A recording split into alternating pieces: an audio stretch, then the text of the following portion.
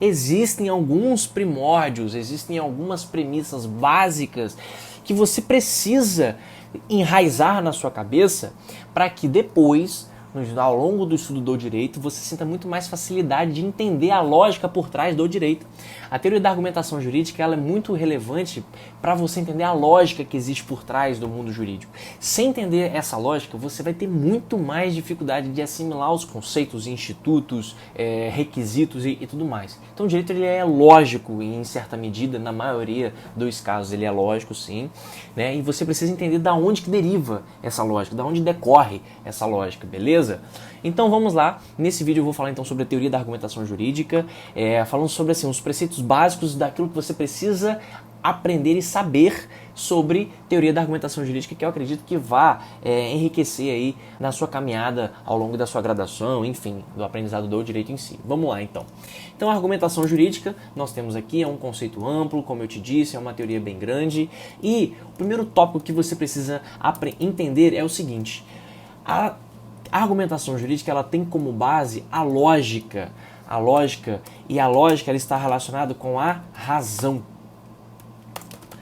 O que é a razão?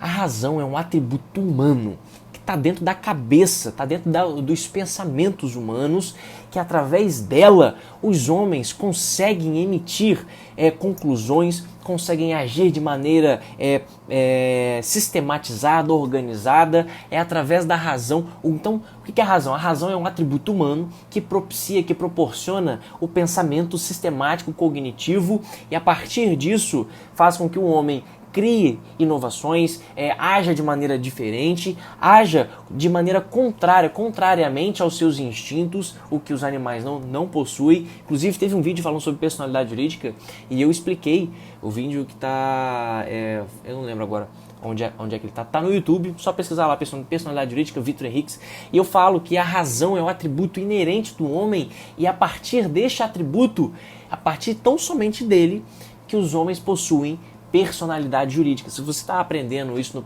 no Direito Civil 1, lá no segundo período, entenda que a razão é um atributo fundamental. Na verdade, é o atributo excepcional do homem, que a partir dele o direito consegue conferir esfera de direitos para aquelas pessoas. Por isso que elas podem ser detentoras de direitos e também poderem contrair obrigações, beleza? Então, a lógica ela se utiliza muito da razão, do pensamento racional. E o que é o pensamento racional em si? O pensamento racional ele pressupõe a construção de premissas. O que são premissas? Premissas são assertivas, são afirmações, aquilo que eu afirmo, das quais derivam sempre algumas conclusões. Então pensa assim, como é que eu construo um pensamento racional? Pensa na matemática. Eu sei que algumas pessoas, principalmente no mundo jurídico, no mundo do direito, a galera vai para o direito para fugir da matemática, mas para um pouquinho e pensa, não vou lidar com números não. Mas pensa na lógica da equação. Cara, quando você constrói a formulinha 2 mais 2 é igual a 4, isso é uma lógica que está por trás disso. Bom, o que está por trás? Duas coisas somadas com mais duas coisas dão 4 coisas. Sabe, isso é muito lógico. Não existe construção contrária que vá refutar essa minha conclusão. Não existe pensamento que consiga desconstruir essa minha conclusão. Então, a lógica ela sempre pressupõe o quê? A criação, a construção de conclusões que sejam verídicas, que possam ser racionalmente aceitáveis. Então pensa sempre nisso. A teoria da argumentação jurídica ela sempre tem como base, sempre tem como fundamento a lógica. Quer ver um exemplo? Existe um princípio no direito civil chamado neminem laedere. É uma expressão em latim, depois você vai aprender isso lá quando você for ver responsabilidade civil. O que o neminem laedere fala? O neminem laedere fala que a nenhum sujeito, a nenhuma pessoa integrante da sociedade é conferido o direito de lesionar outras pessoas. Olha essa conclusão, olha o que está por trás disso. Como é que alguém formulou essa frase? Como é que alguém pensou nisso? Bom, se a ninguém é conferida a possibilidade de lesionar outras pessoas, da onde que decorre isso? Da onde que deriva isso? Da onde que eles tiraram isso? Tiraram do raciocínio de que As pessoas, quando elas vivem em sociedade, elas não podem lesionar outras pessoas. Elas precisam preservar tanto elas próprias como as outras pessoas. E preservar o quê? A vida tanto imaterial como material das pessoas. Eu não posso sair tacando pedra no carro das pessoas, eu até posso, mas sobre mim, posteriormente, vai recair uma responsabilidade e eu vou ter que compensar, vou ter que ressarcir, vou ter que assumir a minha responsabilidade pela minha conduta. Eu posso sair andando pelado na rua, né? Eu posso sair, sei lá, enfim, sei lá, fazendo um monte de coisa errada. Eu posso fazer isso, claro, eu tenho total liberdade, mas sobre mim, posteriormente, vai recair o que? A responsabilidade sobre as minhas condutas. Então pensa, para a pessoa que formulou este instituto, depois você coloca no Google Name Nem Laederi, você vai entender que o Name Nem Laederi ele decorre da compreensão de que as pessoas, elas para viverem harmoniosamente em sociedade, elas não podem gerar danos umas nas outras. Então, isso é uma premissa básica do direito, sabe? Então, pensa, eu não sei se você está conseguindo me entender, mas quando eu falo que a ninguém é dada a possibilidade de lesionar outras pessoas, essa conclusão deriva de uma outra premissa, de uma outra afirmativa, que eu só consigo formulá-la porque eu utilizo a razão, porque é uma conclusão racional, e eu utilizo premissa básica racional para dela derivar outra premissa básica racional. É basicamente isso que a teoria da argumentação começa ali a se consubstanciar. Então quando você vai aprender sobre teoria da argumentação jurídica, não precisa agora, né, se aprofundar muito, mas pensa sempre nisso, na lógica, na razão que está por trás do direito. Sempre parta do pressuposto de que o direito ele é racional, ele é lógico, beleza? Esse é o principal pilar que você precisa ali construir. Segundo pilar que eu considero, e depois nós vamos entrar aqui nos métodos, mas o segundo pilar é o silogismo. O que é silogismo? Silogismo nada mais é do que a criação, vou botar assim, criação de uma afirmativa A, criação de uma afirmativa B e o alcance de uma conclusão com base nas duas afirmativas feitas anteriormente, A e B. Isso é o silogismo. A Ângela até comentou comigo, o professor utilizou um exemplo de margarida, flores e tudo mais. É até engraçado. Mas você precisa entender o que é silogismo. Você só entende a aplicação do direito se você souber como que o silogismo ele se realiza, como é que ele se constrói. Como é que é a criação do silogismo? Vamos lá. Eu sempre utilizo uma premissa básica. Vamos lá. Todo homem é bom. Eu criei uma assertiva, eu criei uma afirmação. Estou afirmando. Todo homem é bom. Todo homem é bom. Então essa é uma afirmativa. Eu vou e faço outra. O Vitor é homem. Também é uma afirmativa correta. Beleza? Não necessariamente correta, mas é plausível por enquanto. Logo, Vitor é bom. Tá vendo só como é que eu conjugo as minhas afirmações para chegar a uma outra conclusão? É isso aqui, o silogismo ele tem como premissa básica isso. Agora, quais são os requisitos para a validade de um silogismo? Como é que eu construo racionalmente um silogismo? Eu não posso utilizar premissas que não são verídicas. Então, no silogismo, você sempre vai utilizar afirmações verídicas. Por exemplo, todo homem é bom. Essa afirmação, ela é verdadeira? Todo homem é bom, todo homem é bom. Depende da teoria que você adotar, mas numa visão pragmática, material, concreta, nem todo homem é bom, nem todo mundo é bom, né? Enfim, a bondade, a benevolência não são atributos, não são, enfim, se você for pensar num muçulmano, à luz daquilo que nós aprendemos na nossa cultura ocidental, eles não são bons, obviamente que não. Os caras que decapitam a cabeça de outras pessoas não podem ser consideradas como boas, né? Mas enfim, Essa primeira premissa aqui, vamos supor que fosse verdade. Todo homem é bom. Vitor é homem, logo Vitor é bom. Tá vendo só como é que eu conjugo aqui fatores para chegar a uma conclusão? Isso daqui é uma premissa básica do silogismo. Então o silogismo ele sempre vai ter uma premissa maior, uma premissa menor e uma conclusão. Geralmente nós chamamos isso de premissa maior, premissa menor e aqui nós temos a conclusão. Repara que eu começo falando de todo mundo, todo homem, eu chego numa... A minha primeira premissa ela sempre vai ser muito abrangente. Quando eu falo que todo homem é bom, eu não delimito, eu não especifico quem é todo homem, quem é o homem, o que é bondade. Então eu traço uma afirmação muito genérica, muito abstrata. Depois se lembre dessas duas palavras, genérico e abstrato, você vai entender por quê. Então eu parto dessa afirmação de que todo homem é bom, enfim, que eu não sei quem é o homem e não sei também definir ainda a bondade.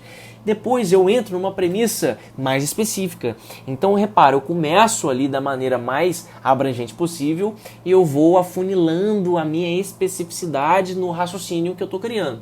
Então eu começo falando que todo homem é bom, logo depois Vitor é um homem, logo Vitor é bom.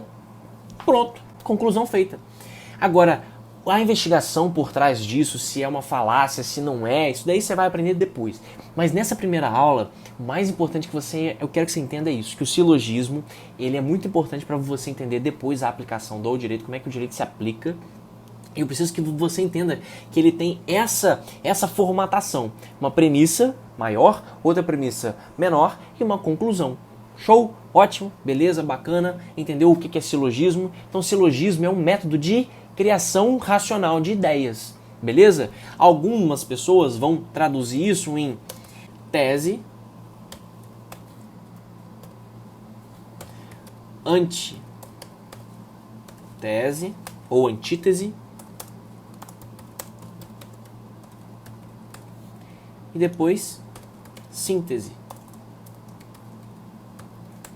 Essa confirmação aqui de tese, antitese ou antítese, né? Isso daqui é o português. Eu escrevo assim porque fica mais fácil de visualizar. Eu li isso aqui num livro uma vez, eu achei muito bacana, que eu falei, caraca, entendi agora da onde que vem a palavra antítese, né? Antítese é uma palavra, é um substantivo que designa sempre uma contrariedade, algo que está contrário a outra coisa, né? Então sempre a antítese ela vai estar relacionada a uma contrariedade, uma contra-argumentação. Isso daqui é muito evidente, é muito aparente em um processo judicial. Por quê? Num processo judicial você tem um pedido do autor, você tem uma contestação do réu, ele está aqui contra-argumentando, ele está refutando, ele está dizendo que não é isso, e você tem a sentença, que é um compilado de tudo que foi dito naquele processo e o juiz vai decidir. Então ele formou uma síntese, beleza? Só para você começar a entender a importância do silogismo, a importância da construção racional de ideias.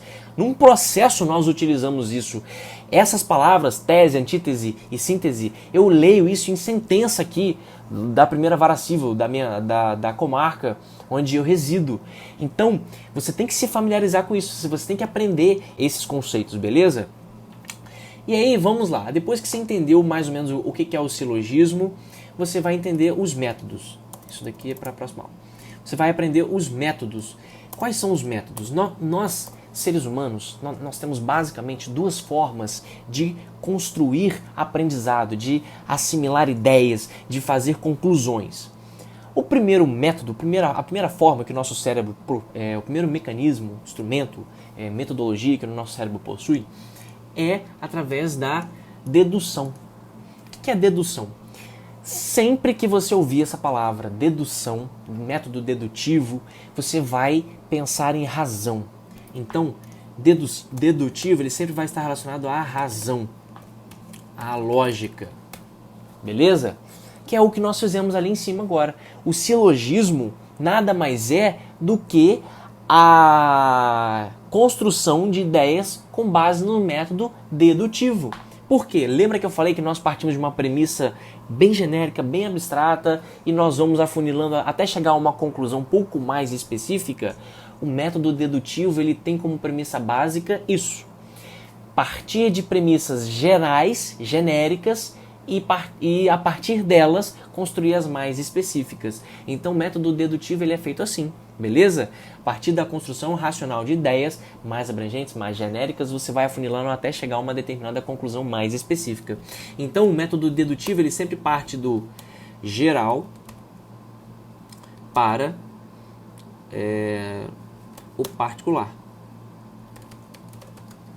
Então ele sempre vai partir da premissa, da afirmação, vamos da afirmação que é mais simples, afirmação mais genérica para a mais específica. Beleza? Gravou isso? Show! O método indutivo já é totalmente ao contrário. Então pensa bem, como é que você aprende matemática? Você aprende matemática olhando para o quadro, entendendo mais ou menos o que o seu professor está explicando. Então repara, você pega na matemática, você consegue pegar os números. A criação dos números nada mais são do que uma forma de representar uma grandeza, uma unidade. Quando você vê lá o número 1, isso nada mais é do que um símbolo que representa uma unidade. Mas a matemática em si, os números, eles não podem ser palpáveis, eles são imateriais, eles estão só na cabeça. Por isso que existem, igual o Stephen Hawking, esse cara fazia as questões de cabeça. Ele estava lá paradão lá, olhando o quadro e ali fazia tudo, resolvia tudo de cabeça. Ou seja, você não precisa pegar a matemática para aprender a matemática. Por isso que algumas pessoas têm dificuldade de entender realmente o que é a matemática. A matemática é pura lógica, a matemática é pura abstração, você não pega em número, você simplesmente representa os números que nada mais são do que conclusões que você vai formando ao longo dos aprendizados e da verticalização do conhecimento na matemática. Ou seja, a matemática ela utiliza o quê? A dedução, ela utiliza a razão, ela utiliza a lógica para formar as suas conclusões. O método indutivo não, é totalmente diferente. Quer ver um exemplo? Eu pego uma laranja, vamos supor que aqui tem uma laranja. Para você conhecer bem a laranja, você vai ver que ela é doce. Quando eu trago essa afirmação para você que a laranja ela é doce, você formou uma premissa na sua mente. Opa, ele está falando que a laranja é doce. Ok. Mas esse tipo de conhecimento, a mera conclusão racional não é suficiente para que você construa uma formulação daquilo que é verídico. Porque a laranja que eu estou aqui segurando, para eu ter certeza da conclusão que eu gerei ser verídica, eu preciso experimentar a laranja. Ou seja, para eu ter certeza que a laranja é doce, não basta uma mera argumentação, não basta uma mera afirmação racional, afirmações racionais de ideias para que eu conclua se ela é doce ou azeda. Como é que eu faço isso então? Experimentando. Eu só vou saber se a laranja é doce se eu abrir, partir e botar ela na língua e sentir o sabor da laranja.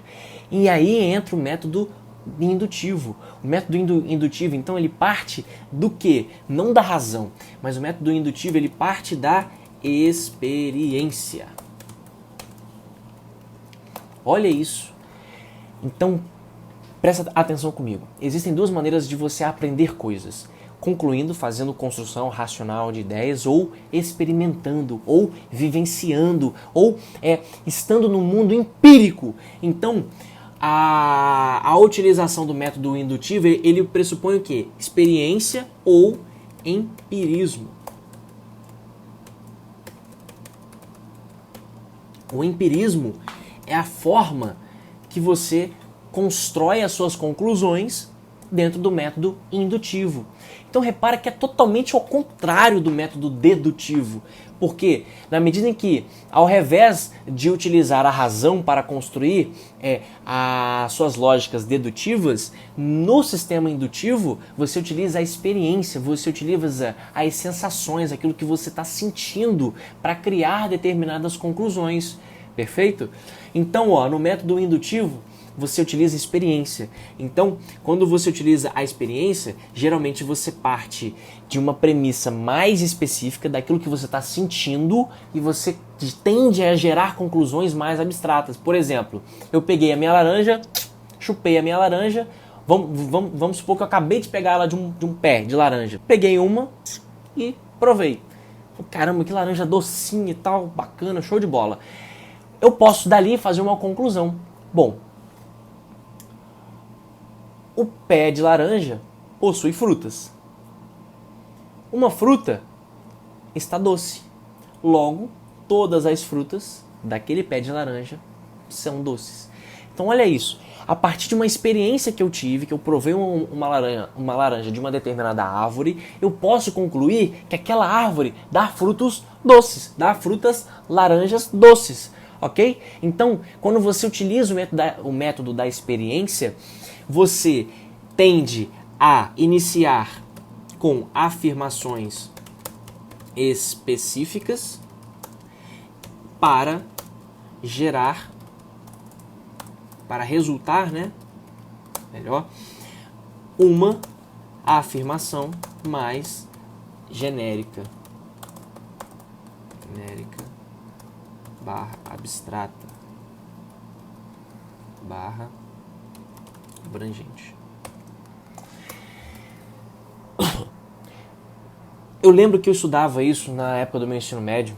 Nossa, eu ouvi muito falando isso. Quando eu estudava Sócrates, então, aí você entra lá no silogismo e tudo mais. Foi ali que eu comecei a aprender, no ensino médio.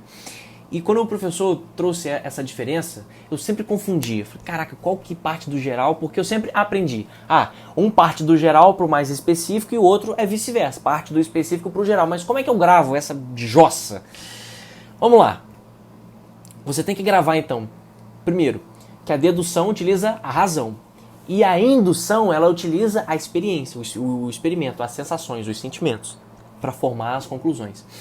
Então, quando você está diante de um método dedutivo, lembra assim, do dedo. Eu não sei porquê, mas isso me fez lembrar qual é a diferença de um pelo outro. O método dedutivo, o dedo, ele está indo aqui, tá dedo indo, dedo vindo, ele está deduzindo algo. Então, você está deduzindo. Quando você está deduzindo, você está pensando, o dedo está aqui, deduzindo, você está pensando, ou seja, a razão, você está aqui parado pensando, você não está sentindo nada, sua mente está aqui floreando e você está aqui pensando, e o dedo aqui, geralmente é um desenho, né, que representa ali o pensamento. Eu não sei porquê, mas isso me fez gravar isso, né, e eu estou compartilhando, utilize isso também, que eu acho que você vai também gravar. Então aqui, deduzindo, dedo indo, dedo vindo, deduzindo, você está deduzindo. Já o método indutivo, você parte para indução. Você está indo. Você está indo e vindo. Ou seja, você está entrando ali na experiência, você está adentrando ali para sentir as coisas. Você está indo. Por isso, método indutivo. Entendeu? Meu Deus, que merda. Enfim, mas grava isso. Se você gravar isso, você nunca mais vai esquecer que a dedução ela parte do geral para o particular e a indução ela parte do particular para o geral, para formar ali suas conclusões.